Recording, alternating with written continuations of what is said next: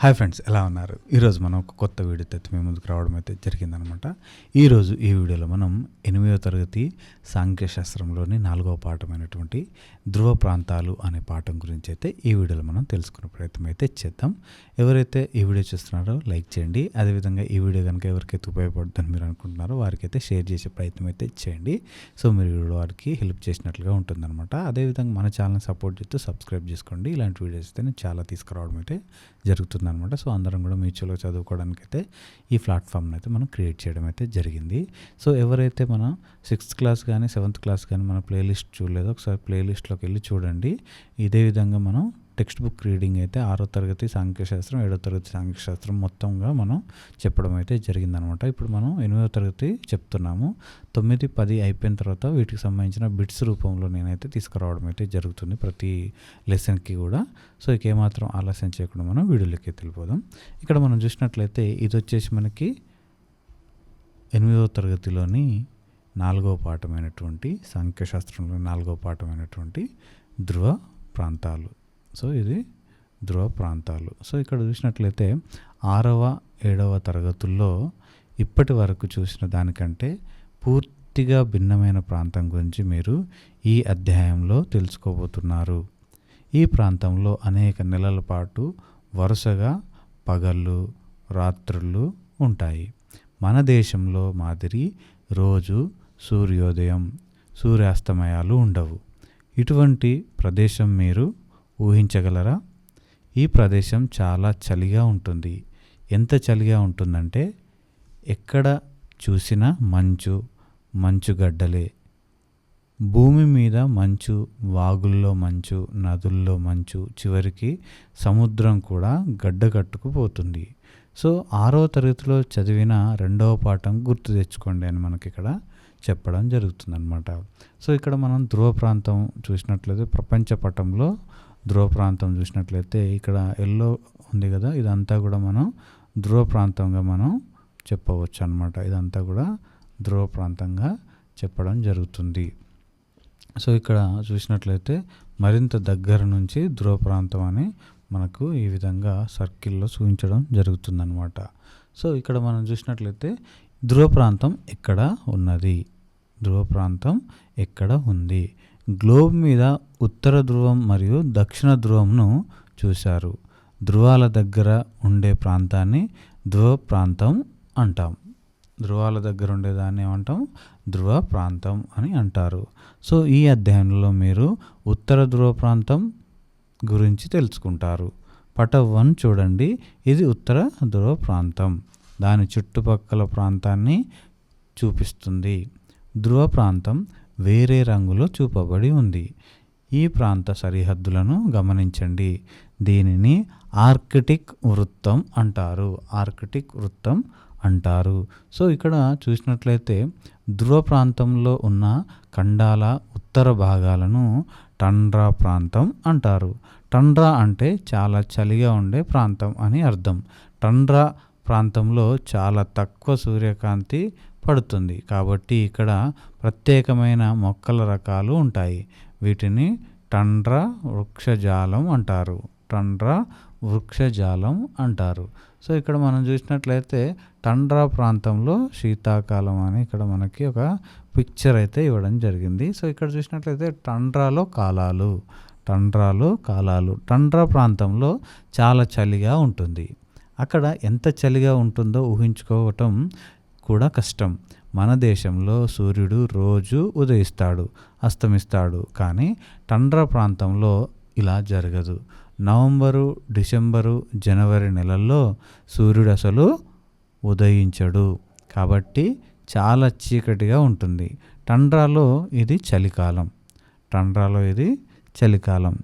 ఈ నెలల్లో చలి చాలా తీవ్రంగా ఉంటుంది. చాలా చలిగా ఉన్నప్పుడు నీళ్లు గడ్డకట్టి మంచుగా మారతాయని మీకు తెలుసు. ఈ తీవ్రమైన చలికి నదులు, చెరువులు, సముద్రాల్లోని నీళ్లు గడ్డకట్టుకు పోతాయి. ఇక్కడ చూసినట్లయితే బలమైన చల్లటి గాలులు వీస్తాయి. మంచు కురుస్తుంది. తీవ్రమైన చలి, చీకటి, నీళ్లు కట్టడం వంటి కారణాల వల్ల మొక్కలన్నీ చనిపోతాయి.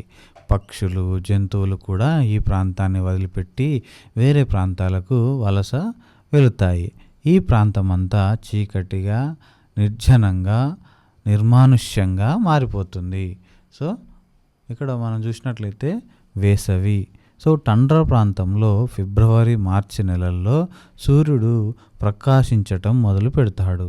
మొదట్లో సూర్యుడు గంటన్నర సేపు మాత్రమే ఉండి అస్తమిస్తాడు. సూర్యుడు ఉండే సమయం క్రమేపీ 2 గంటలకు, అదేవిధంగా 6 గంటలకు, అదేవిధంగా 8 గంటలకు, అదేవిధంగా 16 గంటలకు పెరిగి చివరికి వేసవి ఉండే ఇక్కడ చూసినట్లయితే పెరిగి చివరికి 24 గంటల సేపు, అంటే రోజంతా సూర్యుడు ప్రకాశిస్తూనే ఉంటాడు. మే నుంచి జూలై వరకు 3 నెలల పాటు సూర్యుడు అస్సలు అస్తమించడు. కానీ సూర్యుడు ఎప్పుడూ నడినెత్తికి రాడు. క్షితిజం అంటే భూమి, ఆకాశం కలిసినట్టు కనిపించే ప్రదేశాన్ని క్షితిజం లేదా దిగ్మండలం అంటారు. సో ఏమైనా ఇంపార్టెంట్ పాయింట్స్ ఉంటే కనుక నోట్ చేసుకునే ప్రయత్నం అయితే చేయండి. మీకు అవి ఫర్దర్గా ఉపయోగపడడం అయితే జరుగుతుందన్నమాట.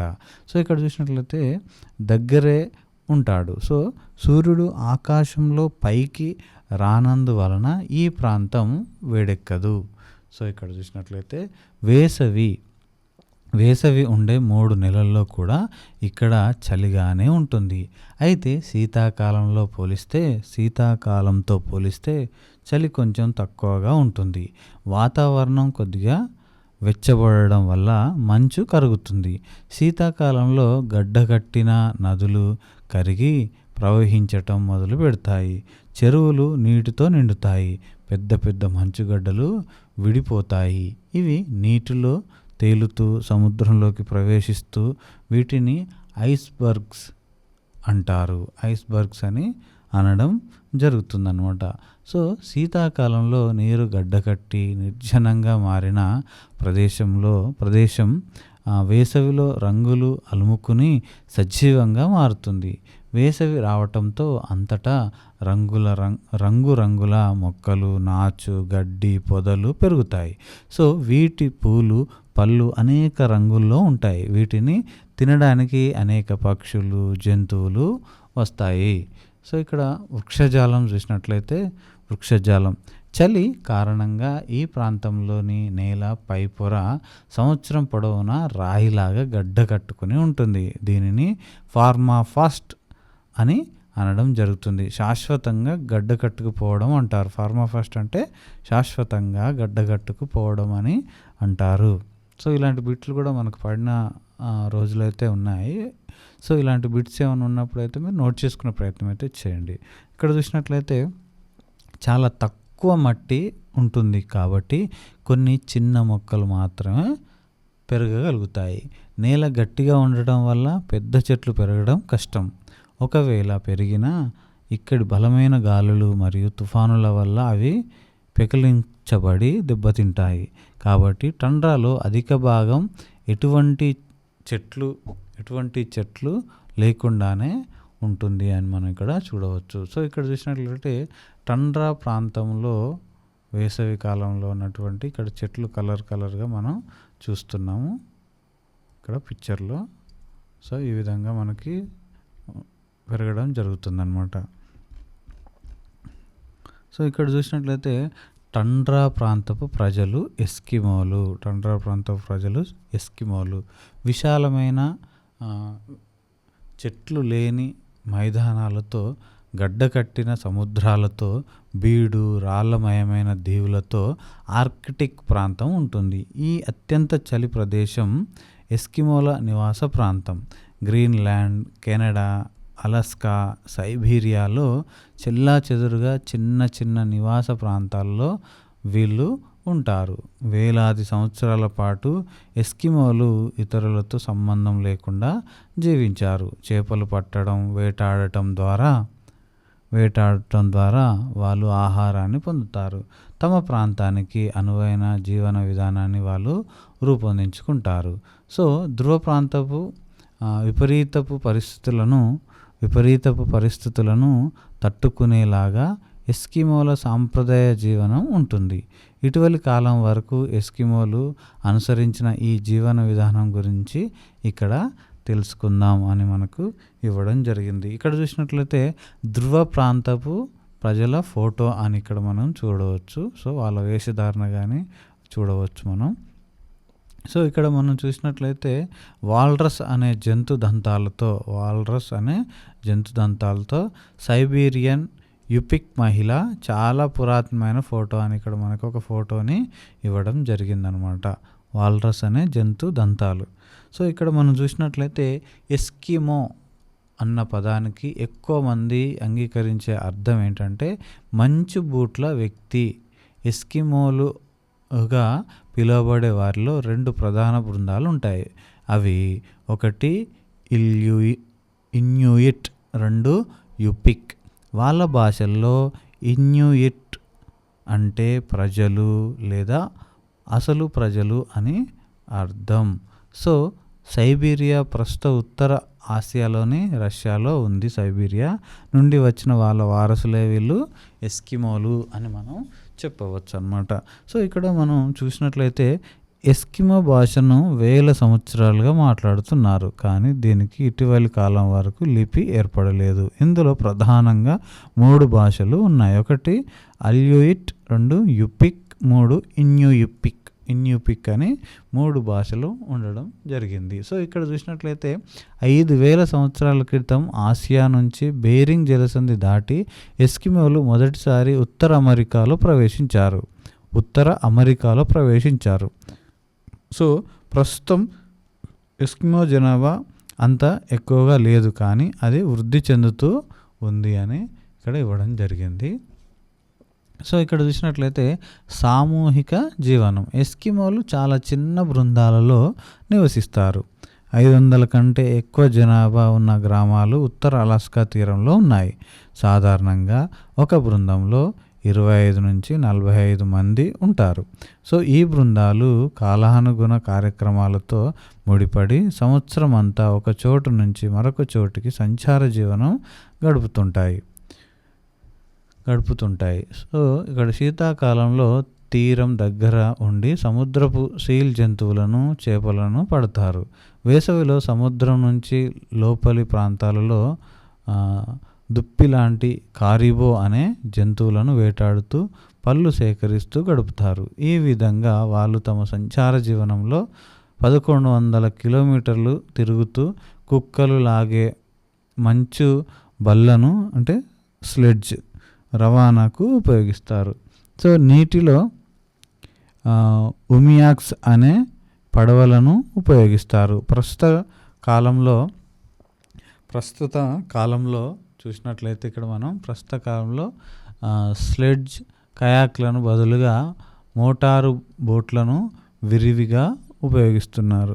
సో అనుకూలంగా లేదా ఇటువంటి వాతావరణంలో మనుగడ సాధించడానికి ఎస్కిమోలు బృందంగా కలిసి పనిచేయాలి. సో వేట వంటి పనులలో బృంద సభ్యులంతా కలిసి పని చేస్తారు. ఉదాహరణకు తూర్పు బృందాలతో శీతాకాలంలో గడ్డకట్టిన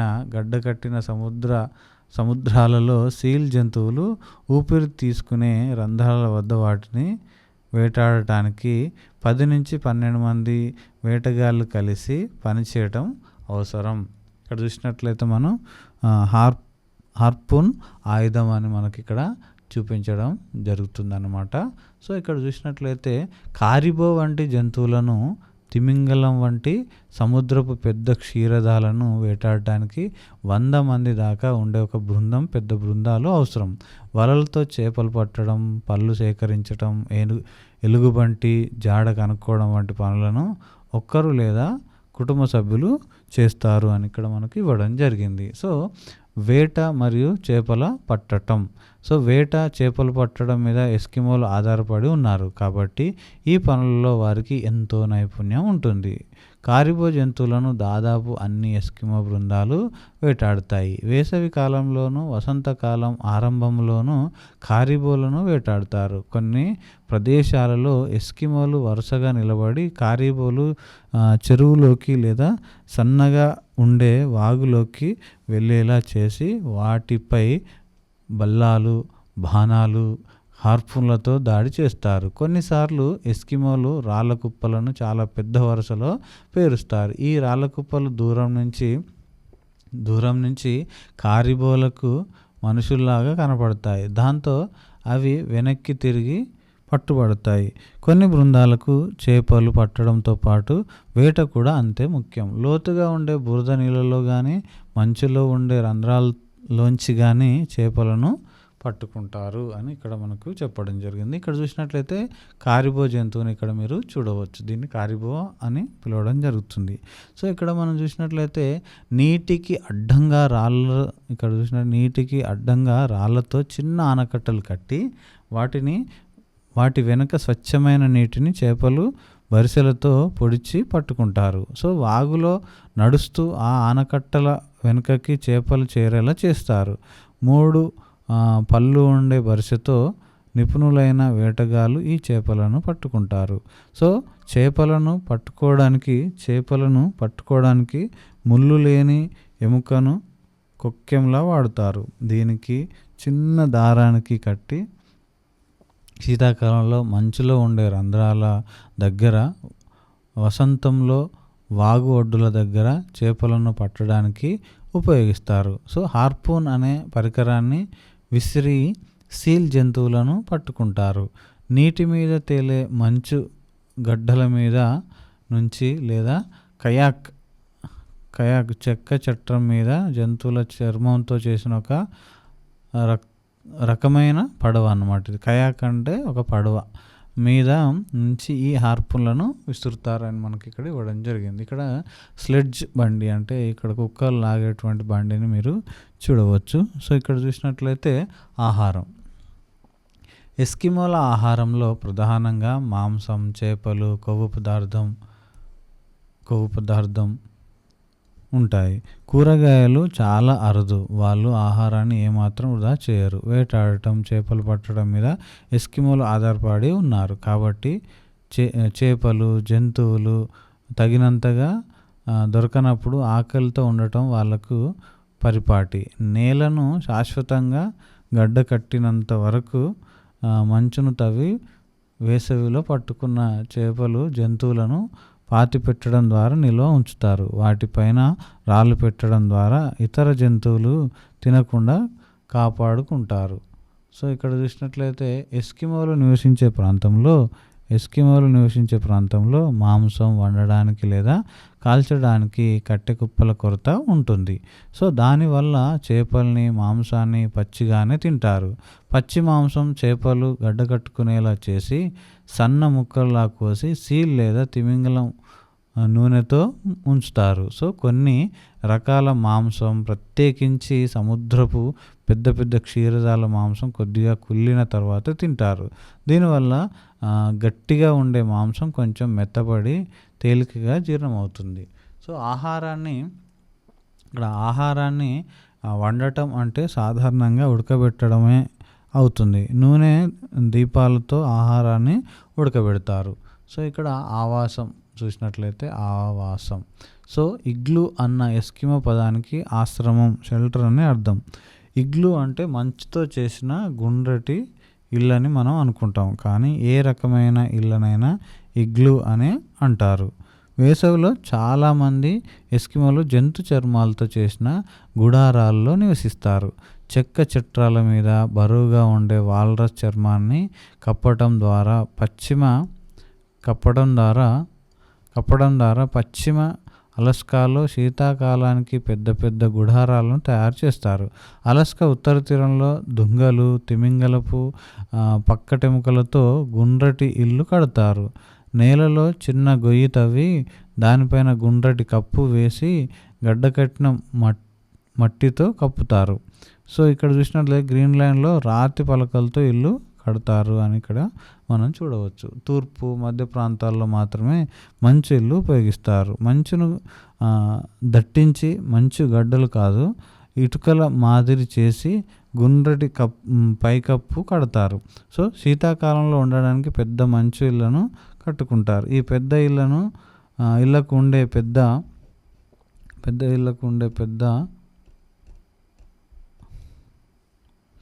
సో ఇక్కడ చూసినట్లయితే అలాస్కాలోని క్వాక్మిస్ట్ ఇన్యూయిట్ ప్రజలు ఇక్కడ 1999 అని ఉండేది. సొరంగం వంటి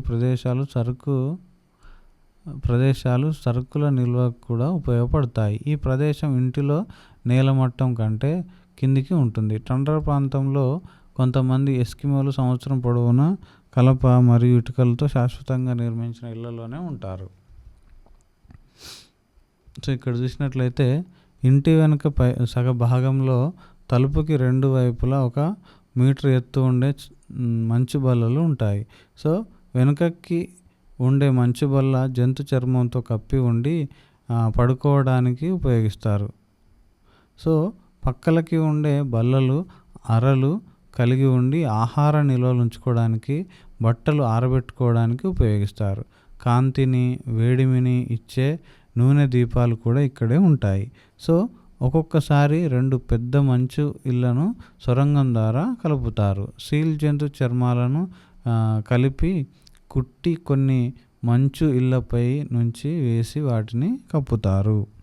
సో ఇక్కడ చూసినట్లయితే బట్టలు కలలు. సో ఎస్కిమోలు ముక్లుక్లనే బూట్లు, అదేవిధంగా ప్యాంట్లు, తలను కప్పే టోపీ ఉండే కోట్లు, వీటిని పర్కాలు అంటారు. కోట్లను ఏమంటారు? పర్కాలు అంటారు, వేసుకుంటారు. సో ఏదైనా ఇంపార్టెంట్ పాయింట్ ఉంటే మాత్రం నోట్ చేసుకోండి, అవి మీకు రీజన్గా అయితే ఉపయోగపడడం అయితే జరుగుతుందన్నమాట. వీటన్నింటినీ జంతు చర్మాలతో చేస్తారు. సో ఆడవాళ్ళు మగవాళ్ళు వేసుకునే బట్టలలో కొంచెం తేడాలు ఉంటాయి. మగవాళ్ళు వేసుకునే పర్కాలకు ముందు వెనుక వేలాడే పెద్ద పెద్ద గుడ్డ అంచులు ఉంటాయి. చలికాలంలో ఎస్కిమోలు 2 పొరల్లో బట్టలు వేసుకుంటారు. కారిబో పిల్ల చర్మం మెత్తగా వెచ్చగా ఉంటుంది కాబట్టి చలికాలంలో దానిని ఇష్టపడతారు. తీరవాస బృందాలు వేసవి వసంతకాలం చివరిలో సీల్ చర్మాన్ని ఇష్టపడతారు.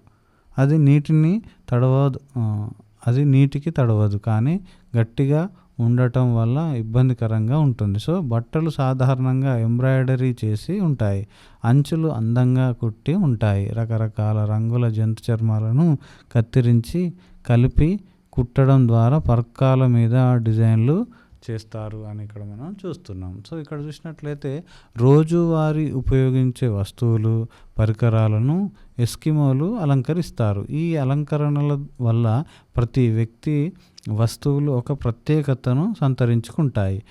ఎముక, దంతం, కొయ్య, అదేవిధంగా సోప్ స్టోన్ అనే మెత్తటి రాయితో జంతువుల, మనుషుల చిన్న చిన్న బొమ్మలే కాకుండా ఆయుధాలు, పరికరాలు కూడా తయారు చేస్తారు. పరికరాలను ఉపయోగించే వ్యక్తి చేతికి అమిరేట్టుగా వాటిని జాగ్రత్తగా చెక్కుతారు. పసిఫిక్, సుదూర పశ్చిమ ప్రాంతాలలో చెక్కతో ముఖాల తొడుగును చెక్కి రంగులు వేసి ఈకలు, జంతు చర్మాలతో అలంకరిస్తారు. సో ఇక్కడ చూసినట్లయితే మతపరమైన నమ్మకాలు, జీవితం, ఆరోగ్యం, రోగాలు, ఆకలి, మరణాల పట్ల ఎస్కిమోల మతం ప్రత్యేక ఆసక్తి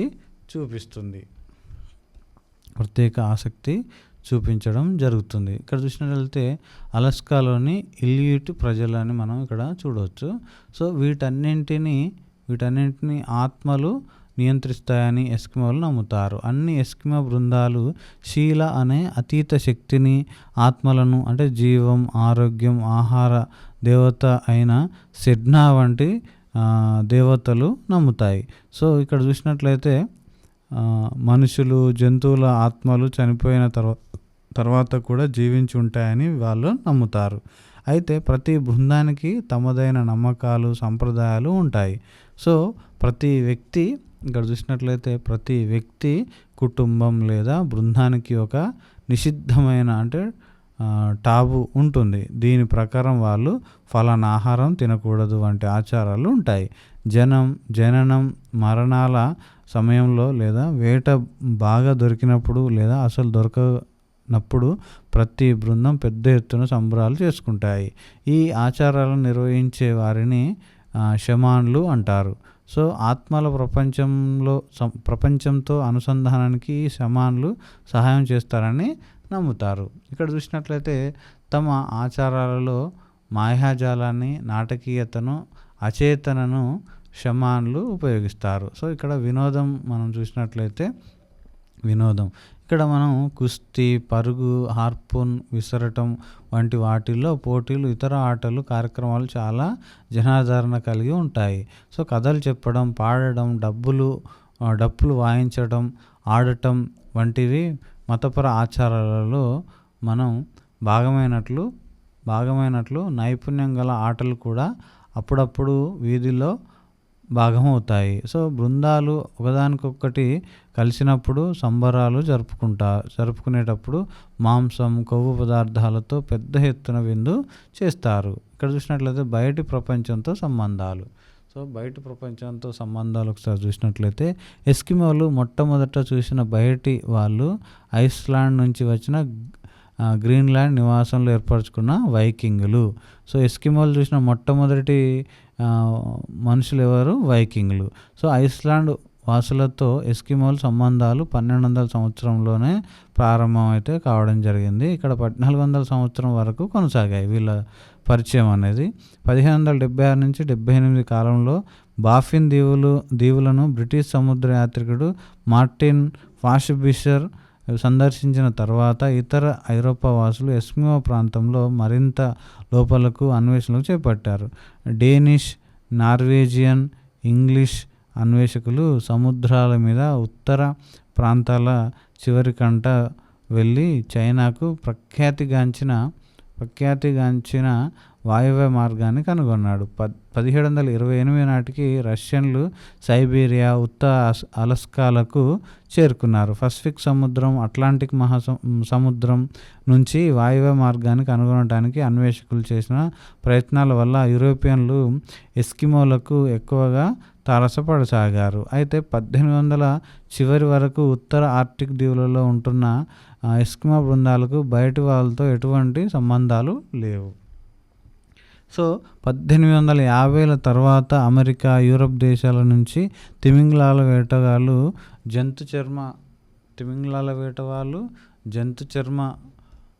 జంతు చర్మ వ్యాపారుల రాకతో ఎస్కిమోలలో చాలా మార్పులు వచ్చాయి. తిమింగలాలను వేటాడే వాళ్ళ కోసం ఎస్కిమోలు పనిచేయసాగారు. వాళ్ళకి జంతువుల చర్మాలు అమ్మసాగారు. బయటి వాళ్ళు ఎస్కిమోలకు తుపాకులు, ఇతర పరికరాలు సరఫరా చేసేవారు. కొత్త ఆయుధాలు, పరికరాల వల్ల జంతు చర్మానికి పెరిగిన గిరాకీ వల్ల జంతువులను పెద్ద సంఖ్యలో చంపసాగారు. కొన్ని ప్రాంతాల్లో అయితే ఈ విపరీత వేట వల్ల కారిబో, సీల్ జంతువులు అంతరించే దశకు చేరుకున్నాయి. సో బయటి వాళ్ళు రావడం వల్ల ఎస్కిమోలకు నిరోధక శక్తి లేదా సహజ నివారణ లేని కొత్త రోగాలు వచ్చాయి. ఈ రోగాలలో మశూచి, క్షయ, జలుబు, గోరింత దగ్గు, న్యూమోనియా, డిప్తీరియా, అమ్మవారు వంటి ప్రమాదకరమైనవి కూడా ఉన్నాయి. 1800 తర్వాత ఆర్కిటిక్ ప్రాంతంలో సంవత్సరం పొడవునా యూరోపియన్లు నివసించసాగారు. దాంతో ఈ రోగాలు చాలా ప్రమాదకరంగా మారాయి అని ఇక్కడ మనం చెప్పవచ్చు. అదేవిధంగా ఎస్కిమోలు బయటి వాళ్ళ మధ్య సంబంధాన్ని వృద్ధిపతనం అంటారు. అంటే ఎస్కిమోలు బయటి వాళ్ళ మధ్య సంబంధాన్ని ఏమంటారు? ఇలా వృద్ధిపతనం అంటారు. విడతలుగా బయటి నుంచి వచ్చిన వాళ్ళ వల్ల కొంతకాలం పాటు సంపద, విద్య, ఉపాధి సమకూరాయి. తదనంతరం పేదరికం వల్ల ఎస్కిమోలు చెల్లాచెదురు కావడం, విపత్తులు వంటి పరిణామాలు సంభవించాయి. సో ఇక్కడ చూసినట్లయితే చికోటాలో వాల్రస్ల వేట 2000 సంవత్సరం అని ఇక్కడ మనకి ఇవ్వడం జరిగింది. ఒక చిత్రాన్ని చూడవచ్చు. సో అదేవిధంగా ఇక్కడ మనం చూసినట్లయితే పైన పేర్కొన్న ఒక్కొక్క దానివల్ల ఎస్కిమోలకు భిన్న సామాజిక, ఆర్థిక శక్తులతో సంబంధాలు ఏర్పడ్డాయి.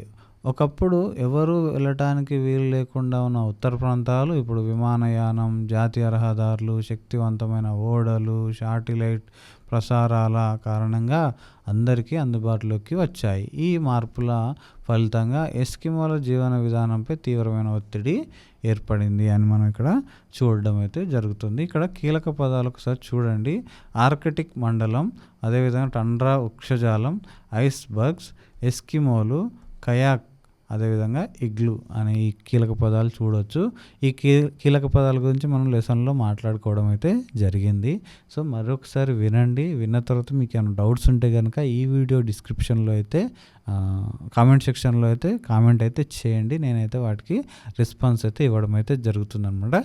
సో ఇది ఈరోజు ఈ వీడియో ఫ్రెండ్స్. వచ్చే వీడియోలో అయితే మళ్ళీ కలుసుకునే ప్రయత్నం అయితే చేద్దాం. అందరికీ ఆల్వేస్ థ్యాంక్ యూ. జై హింద్.